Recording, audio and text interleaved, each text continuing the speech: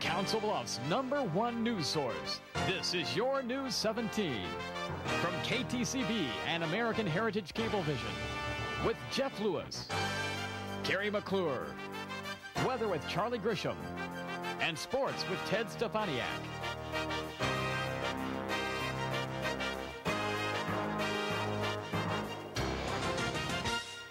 Good evening, everyone. I'm Jeff Lewis. And I'm Andrea Andrews. Carrie McClure has the night off. An early morning car accident in the city's downtown area has left 2 people hospitalized. The accident at 7th Street and Kanesville Avenue occurred about 8:30 this morning. Police say the driver of a 1975 Ford pickup was hit in the front end by the driver of a 1983 Ford Mustang. Witnesses say the pickup was traveling west on Kanesville when the driver of the pickup, Lyle Kane of 825 College Road, attempted to turn south on 7th Street. According to police, that's when the eastbound Mustang ran a red light and hit Kane. The driver of the red Mustang is identified as Brandy Alder of 1700 9th Avenue. Alder sustained multiple minor injuries and was taken to Jenny Edmondson Hospital. The hospital lists Alder in good condition tonight. Also injured in the accident, Alan Cook of 812 South 17th Street. Cook is listed in good condition tonight. Kane was not injured in the accident. Alder has been ticketed for failure to control a motor vehicle. Never before has the state of Iowa entered into a new fiscal year without a budget in place. Lawmakers in Des Moines are desperately trying to make sure 1993 is not a first in that category. Budget negotiators say they are close to setting an agenda for a second special session and could wrap it up by the end of this week.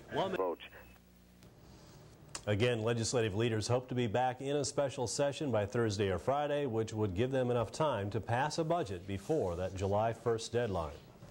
If you've traveled along Broadway during the evening hours, especially on Friday or Saturday, you've probably noticed an increase in traffic. That increased traffic is the result of Nebraska cruisers joining those in the Bluffs in the wake of Omaha's cruising ordinance. It's a situation that has people here concerned, and the Council Bluffs City Council took issue with that at their meeting last night. Your News 17's David DeWitt has more. The infamous cruisers will use their own better judgment to help resolve the situation. David DeWitt, your News 17. In other council action last night, the city approved a resolution of support to assist a long-standing Council Bluffs business in expanding its operation here. As your News 17's David DeWitt tells us, that expansion could mean the addition of more than 100 new jobs here in Council Bluffs. Better Quality Cassettes is a manufacturer of musical cassettes. The company has been located in Council Bluffs for 6 years and employs 125 people. BQC also packages compact discs and now wants to expand that operation to include the manufacturing of CDs. The expansion would mean the addition of 109 new jobs, with annual wages totaling more than $1.5 million. The proposed project would involve the acquisition and installation of $6.5 million in CD manufacturing equipment. The lion's share of the funding would come from BQC and private sources, but would include around $200,000 of support from Council Bluffs in the form of a city property tax abatement. But that proposal drew criticism from Councilman Sam Irwin. I thought tax abatement, in our perspective, is for buildings, bricks and mortars and sidewalks and pavement and so forth. That's what I perceived to be on this resolution. I have some other problems with some of the wording that's in there, and I wouldn't be ready to just endorse this carte blanche right now. Community Development Director Don Gross replied that 30% of the equipment would be subject to property tax.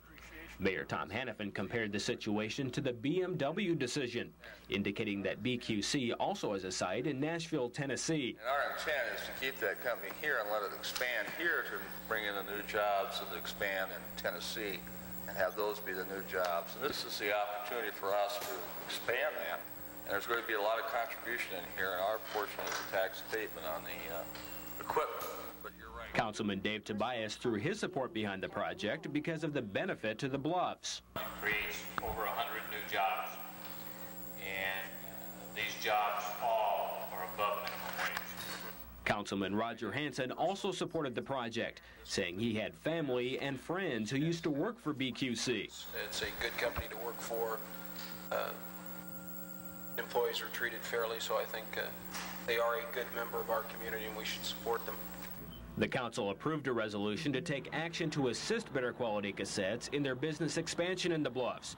The project could begin in October of this year and would be completed by October 1994. David DeWitt, your News 17. Coming up next, the Council Bluffs Airport could be going through a major expansion. We'll have a report on that. Plus, we caught up with a Russian delegation in the Bluffs today as they witnessed capitalism at its finest. We'll have a report on that when we come back. The Council Bluffs Airport could be in for a facelift if all goes as the Bluffs Airport Commission is planning. As your News 17's Carrie McClure reports tonight, the Commission wants the airport to fly into its 25th anniversary this year on the wings of expansion. Council Bluffs traffic, helicopter 400, turning final for taxiway 31, Council Bluffs. The Council Bluffs Airport sees 15,000 operations per year in actual flights and practice runs combined. Currently, the two T-hangars constructed 25 years ago, along with the airport itself, are full to their 28-plane capacity, and there are 10 on a waiting list. Thursday night, the Airport Commission voted to send 2 airport expansion projects through a pre-application process, ultimately to be submitted to the FAA for approval. There's 2 or 3 different phases that we've identified so far. The first one would be to expand what we call the ramp area, because it's also based on what our current operator, his future expansion plans would be too. We also want to go ahead and get more T-hangars constructed. Now, the only unfortunate thing is that is not federally qualified as far as any type of federal funding, so that would be pretty much of a local contribution. Mayoral Assistant Randy Barrett, who represents the city on the Airport Commission as a non-voting member, says the commission has been trying to meet federal funding qualifications for expansion for the past year. The CB Airport is a reliever airport to Epley Airfield for general aviation, and that meets one qualification for expansion funds. But the airport also needed a current master plan. The last master plan that was completed was in 1979, and in order for the airport to qualify for any type of federal funding for any type of expansion needs out here, you have to have a current master plan, one that's current within the last 5 years.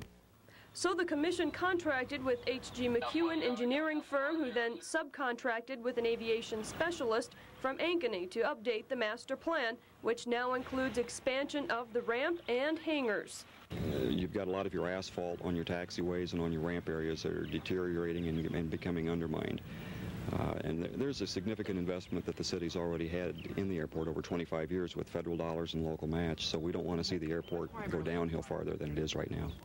Cost projections, Barrett says, are premature at this point, but the ramp expansion project could qualify for 90% federal funding.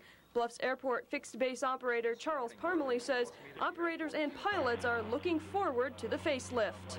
Oh, we're as an operator here, we're very, very excited about it, because any improvement that takes place here at the airport benefits everybody, not just us, the operator here. The commission plans to go before the city council to submit their pre-application for federal dollars sometime in July. At the Council Bluffs Airport, for your News 17, I'm Carrie McClure. Well, while events in Russia are difficult these days with shortages and capitalism slow to take hold, a Russian delegation from the Bluffs sister city is enjoying capitalism here in America. And as your News 17 Chataun Porch reports tonight, some of the delegates hope that through their visit, more than a friendship will develop. Delegates from the Council Bluffs sister city to both seems to be enjoying their visit to the Bluffs. The president of the Council Bluffs Sister City Association says the reason for the exchange is to accomplish peace and understanding and to give another culture the opportunity to interact with ours, in which they have. We've visited many industries in town. We've tried to show them our utilities, our water treatment, our sewer facilities, our sewage treatment plant we're going to in just a few minutes. We've shown them Griffin Pipe, which is an example of heavy industry, the schools, the colleges. We've tried to give them a broad view of American culture and American life and American business. Some of the delegates hope that an economic exchange can evolve from these visits. Included in the exchange were 2 women and 6 men. The delegates were from all walks of life, ranging from a school teacher to a small business owner, and they all seemed to be enjoying their 2-week visit.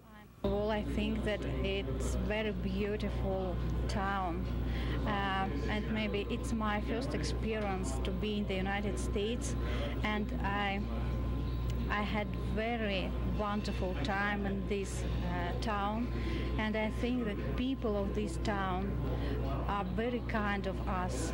I'd like to hope that our relations will be deeper, wider, and we have a wonderful joy of friendship and a wonderful joy and of communication.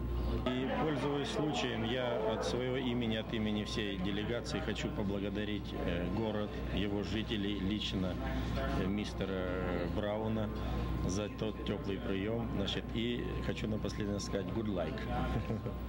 Vladimir says he would like to thank the Council Bluffs citizens, along with the mayor and President Jack Brown, for their help, and he wishes everyone good luck.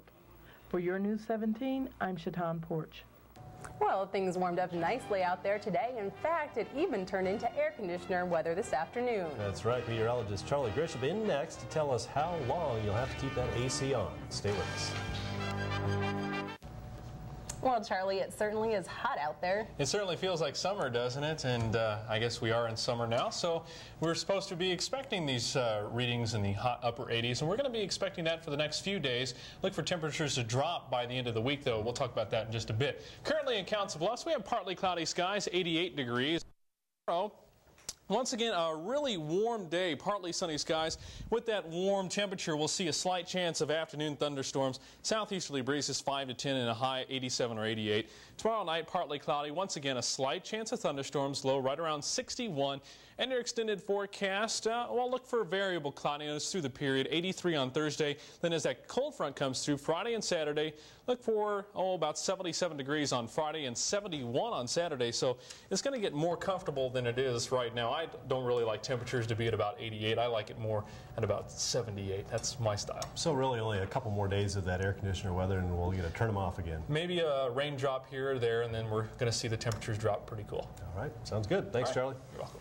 Up next in sports, the Thomas Jefferson baseball team continued its winning ways during a doubleheader with Sioux City East last night.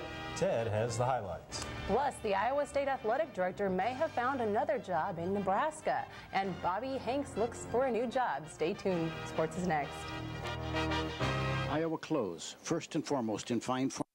So Bobby looking for a new job. Okay, and quickly, thanks to a caller last night, one of our viewers helped us out. There was not only in another Olympic qualifier, we were talking about Paulette Mitchell last night, she's going for qualifying this weekend, but there was a medalist. Yeah, Bill Smith from the 1952 Olympics, a gold medalist in wrestling. And latest, we made all kinds of phone calls today. The only thing I could find out was that I believe he's living somewhere in California today. All right, thanks Ted.